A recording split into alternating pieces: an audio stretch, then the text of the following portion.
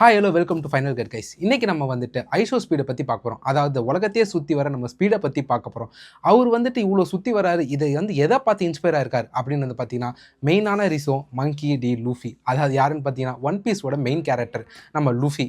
அவர் என்ன பண்ணார், இவர் எப்படி அதை பார்த்து இன்ஸ்பயர் ஆனார் அப்படின்றத பார்க்கலாம்.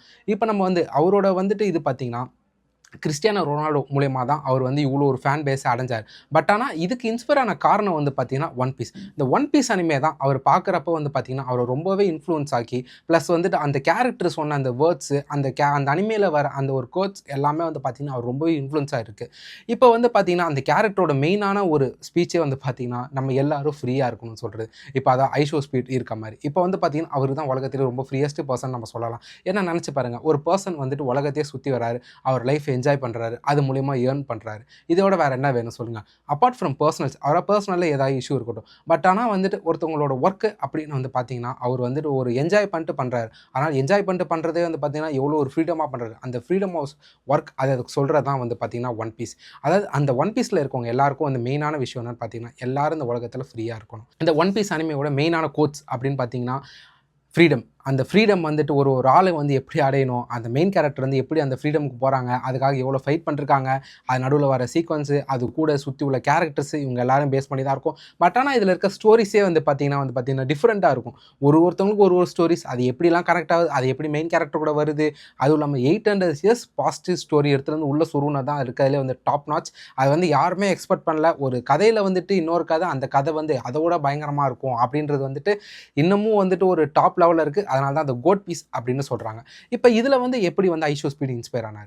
ஐஷோ ஸ்பீடு வந்து பார்த்தீங்கன்னா நார்மலாக பார்த்தீங்கன்னா நம்மள மாதிரி வரலாம் 21 வயசு ஒரு பையன் வந்துட்டு இப்போ உலகத்தை ஃபுல்லாக சுற்றி வராரு. அதுதான் அந்த வயசு. இந்த ஒரு 17 வயசு படிக்கிறப்பே வந்துட்டு அவர் வந்து இந்த ஒன் பீஸ் அப்படின்ற அனிமே பார்த்து அதில் இருக்க மெயின் கேரக்டர்ஸோட அந்த கோட்ஸாக இருக்கட்டும், அந்த கேரக்டரோட அந்த ஒரு ஃப்ரீ ஃபீலு, அப்புறமேட்டு அந்த ஃப்ரீஸ்ன்னு சொல்ல இந்த ஃப்ரீயாக இருங்க, நீங்கள் வந்து உலகத்தை சுற்றி பார்க்கணும், அதோட வந்துட்டு ஒரு உலகம் எப்படி இருக்குது, ஒரு மக்கள்கிட்ட போய் பாருங்கள், அந்த மாதிரி எல்லாமே அந்த கேரக்டர் சொல்ல அந்த மாதிரி கேரக்டராகவே வாழணும் அப்படின்னு நினச்சி இந்த மனுஷன் இப்போ வந்து இந்த அளவுக்கு இருக்கார்.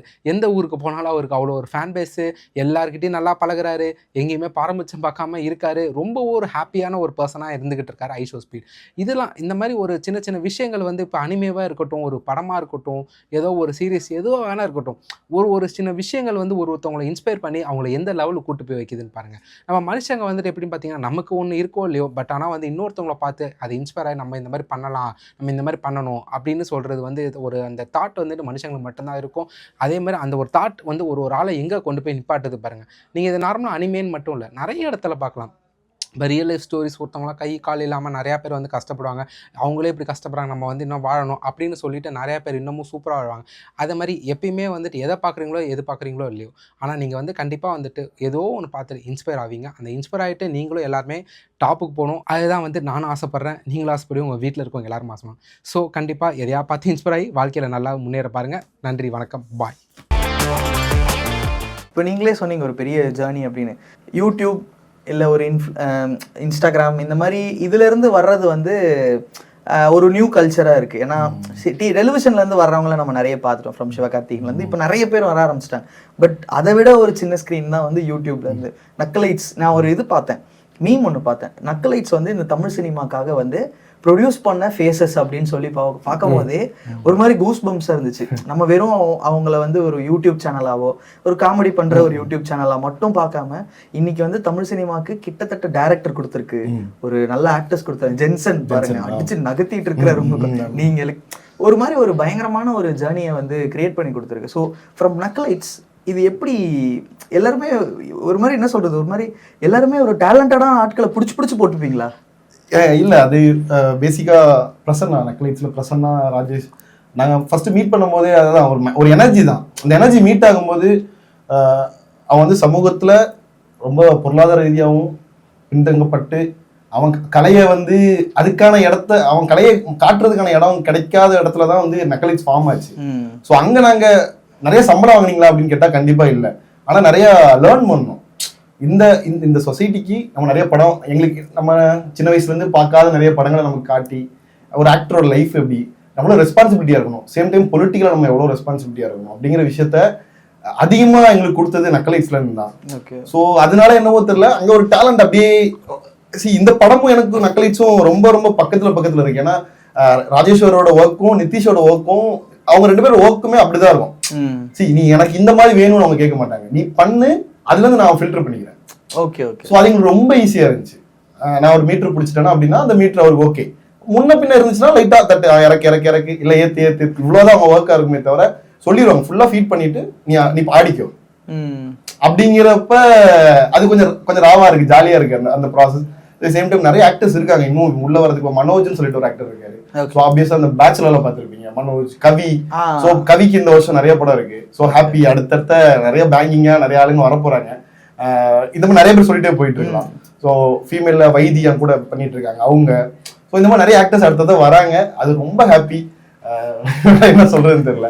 ஏன்னா வந்து ஒருத்தரை கூட வந்து இவங்க கொஞ்சம் கம்மியாக பெர்ஃபார்ம் பண்ணுறாங்களே, இவங்களோட பொட்டன்ஷியல் இவ்வளோதானா அப்படின்னு யோசிக்கவே முடியாத அளவுக்கு நக்கலைட்ஸ் ப்ரொடியூஸ் பண்ண எல்லாமே வந்து பிளாஸ்ட் தான் அப்படிங்கிற மாதிரி ஒரு ஃபீல் வந்து இப்போ நமக்கு ஃபீல் ஆகுதுன்னா, நான் நிறைய யூடியூப் கன்சியூம் பண்ணுறேன் ஓகே, பட் ஓவராலாகவே சோஷியல் மீடியா யூஸ் பண்ணுற எல்லாத்துக்குமே அவங்கள ரொம்ப பிடிக்குது இல்லை. ஒரு ஹேட்ரேட்டே இல்லாத ஒரு சேனல், ஹேட்ரேட்டே இல்லாத ஒரு பர்சன்ஸ்னா நக்கலைட்ஸ்ல இருக்கிறவங்க அப்படின்னு ஈஸியா சொல்லிடுற மாதிரி இருக்கு. ஸோ அதுதான் எனக்கு தெரிஞ்சுக்கணும்னு ஆசையா இருந்துச்சு. அங்கிருந்து நீங்க சினிமா உள்ள வந்து அது ஒரு பெரிய நீங்க சொன்ன மாதிரி ஒரு சாதாரணமான ப்ரோ சொன்னார், அதோட சாதாரணமான ஒரு விஷயமே கிடையாது. ஸோ ஃப்ரம் இங்க வந்ததுக்கு அப்புறம் இங்க என்ன மாதிரியான டிஃப்ரென்ஸ் இருக்கு உங்களுக்கு? ஸ்மால் ஸ்க்ரீன், அதாவது ஸ்மாலஸ்ட் ஸ்க்ரீன் டு சில்வர் ஸ்க்ரீன்றது வந்து என்ன மாதிரி டிஃப்ரென்ஸை கொடுக்குது? ஸோ இல்லை, எனக்கு இப்போ பேசிக்காக நாங்கள் மற்ற யூடியூபர்ஸ் வந்து ஒர்க் பண்ணுற இந்த ட்ரெண்டுக்கான வேலைகளை நாங்கள் பார்க்க மாட்டோம். ட்ரெண்டுக்கான வேலை, நான் வேலை பார்த்த நேரத்தில் ட்ரெண்டுக்கான வேலையை பார்க்க மாட்டோம். நம்ம என்ன இங்கே சினிமாவில் ஒரு ஃபார்மெட் இருக்குல்ல, ஒரு ரைட்டர் இருப்பாங்க, ஒரு ரைட்டர் வந்து ஒரு ஸ்கிரிப்டை முடிச்சு ஒரு டைரக்டர்கிட்ட கொடுப்பாங்க, அதுக்கப்புறம் அதுக்கு தேவையான ஆக்டர்ஸ் நம்ம இருப்பாங்க, அதுக்கப்புறம் மியூசிக். ஸோ இப்படி ஒரு ப்ராப்பராக இந்த செட்டப்பில் தான் இருக்கும். என்னது சின்ன ஸ்கேலில் இருக்கும், சினிமாவில் பெரிய ஸ்கேலில் இருக்குது. ஸோ எனக்கு நான் வந்து பெரிய கேமரா பார்க்கும்போது பயந்தது என்னன்னா, பெரிய கேமரா, அது ஒரு நாள் 2 நாள் இருந்தது ஒழிய மற்றபடி எந்த பயம் இல்லை. அதுக்கப்புறம் அவ்வளோ இவ்வளோ தானே, அப்புறம் பிடிச்சிக்கலாம், அந்த மீட்டரை பிடிச்சிக்கலாம் அப்படிங்கிற மோடு தான் ஒழிய நம்ம பண்ணிட்டு இருந்த ப்ராக்டிஸ் தான் அது. Okay okay. ஸோ நம்ம வந்து அப்படி ஒரு ப்ராக்டிஸில் இல்லைன்னா தான் இங்கே பிரச்சனையாக இருக்கும்.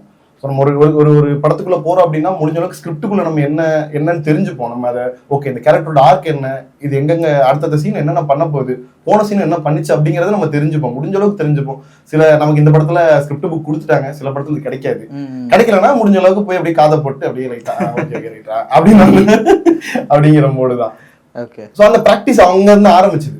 ரைட்டிங்க்கும் ரொம்ப இம்பார்ட்டன்ட் கொடுப்பாங்க. பிரசன்னா வந்து ஒரு ரைட்டரா இருக்கிறதுனால அவர் முடிஞ்ச அளவுக்கு அதை பத்தின விஷயங்களை எங்க கிட்ட சொல்லிக்கிட்டே இருப்பாரு. நாங்களும் அதை பத்தி டிஸ்கஸ் பண்ண ஆரம்பிச்சிட்டோம். சேர்ந்த மனுஷங்களும் அந்த மாதிரியான ஒரு மூட்ல இருக்கிற மனுஷங்கனால நாங்கள் டிஸ்கஸ் பண்ணிக்கிட்டோம்.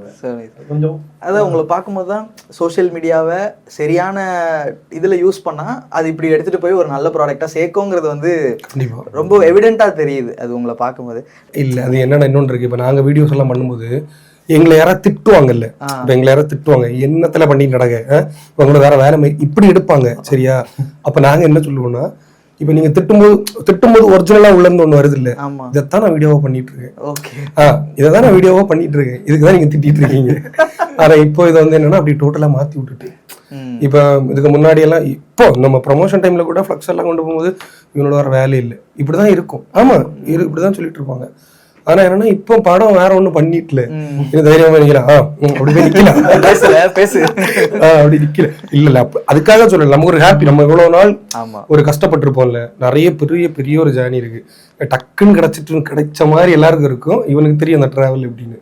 ஸோ அப்படி டக்குன்னு எல்லாம் கிடைக்கல, கொஞ்சம் கஷ்டம். ஏன்னா இதை வந்து முதல்ல யாராவது அக்செப்ட் பண்ணணும். நான் முதல்ல சீரியல் பண்ணிட்டு இருந்தேன். சீரியல் பண்ணும்போது நான் செலக்ட் ஆனதே வீடியோ பார்த்தோம். இந்த வீடியோ பார்த்து ஒன்று தான் செலக்ட் ஆனேன். குடிகாரன் ஒரு வீடியோ பண்ணியிருப்பேன், அதை பார்த்தா செலக்ட் ஆனேன். உள்ளே போன அப்புறம் எனக்கு ஒவ்வொரு விஷயமும் நான் சேஞ்ச் பண்ண வேண்டியது.